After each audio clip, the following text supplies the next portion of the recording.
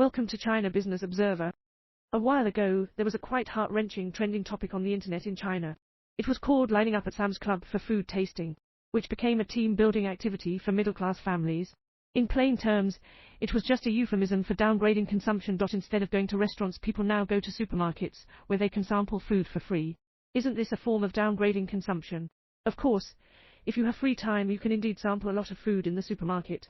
From main course steaks to dessert cakes and yachts, to late-night snacks like crayfish, there are tastings for everything. At the same time, this news indirectly indicates that there is intense competition among supermarkets nowadays. Why do they organize food tastings? To attract customers, of course. Of course, this competition is not only reflected in food tastings, but also in prices. For example, just a month ago, Hema launched a mountain moving price. What does that mean? It means attracting Sam's Club customers to their own stores. In simple terms, it's a price war. If you sell something for 9.9 yuan, I will sell it for 6.9 yuan, always slightly cheaper than you. On the other hand, Sam's Club also didn't sit idle and launched a tug-of-war price. Tug-of-war means pulling customers from Hema.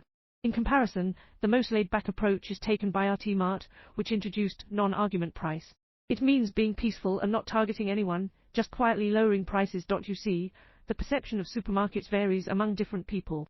To middle-class families, it's a place to find relaxation. But for businesses, it's the most intense battlefield. But today, shift our perspective. Instead of discussing how businesses and customers perceive supermarkets, let's talk about how investors see them. I recently came across an article in the media, Half-Cooked Finance, that discussed how investors shop in supermarkets. You will find that what seems ordinary to us on the shelves is a world of opportunities for savvy investors. Generally speaking, when investors go to supermarkets, they mainly do three things. Firstly, they look for investment opportunities. They follow the products and find suppliers or companies in the upstream that are worth investing in. You see, the biggest feature of supermarkets like Sam's Club is their SKU, which refers to a highly streamlined range of products. While regular supermarkets have SKU ranging from 20,000 to 40,000, Sam's Club only has 4,000. This means that each product must have a precise positioning. Suppliers who can produce such products often have a deeper understanding of customers, and their research, development, and production management capabilities are likely to be stronger. In other words, investors see Sam's Club as a strict examiner. If a product can pass their test, it's likely that the company behind it is not bad. However, it's important to note that mature suppliers in Sam's Club are often large enterprises, and the investment threshold is relatively high. Therefore, what investors look for are mainly new product categories in Sam's Club, or other companies producing similar products. For example, in 2021, Sam's Club's small green lemonade became popular, and investors immediately targeted the supply chain company behind the lemonade. Secondly, investors can discern the current consumer mindset from supermarkets. For example, pre-packaged meals are particularly popular and frequently introduced in supermarkets. This indicates that restaurants may have lost some business. Perhaps more and more people prefer to cook at home, aiming to save money and convenience.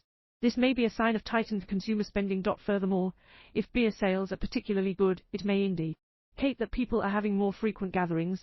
Products related to socializing may have good sales. If traditional candies are not selling well, it may indicate that young people nowadays have a stronger health consciousness. They consciously control their sugar intake. If rich dairy products or other goods that require cold storage are selling well, it indicates that there may be a stronger demand for cold chain services. Moreover, if the number of people browsing supermarkets suddenly decreases, you can see where they have gone. Have they switched to online delivery or community supermarkets?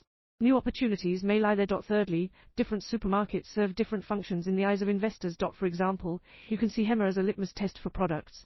This is because Hema introduces new products at a very fast pace, and you can immediately see whether a new product can pass market validation. In comparison, Sam's Club is not as aggressive in introducing new products. Its suppliers are relatively stable. This creates a situation of interdependence. On the one hand, Sam's Club does not want to be held hostage by suppliers, so they are looking for new suppliers. On the other hand, suppliers do not want to rely solely on Sam's Club as a sales channel, so they are also looking for new channels. In this process of seeking new collaborations, new opportunities may be hidden. In other words, how are trends formed?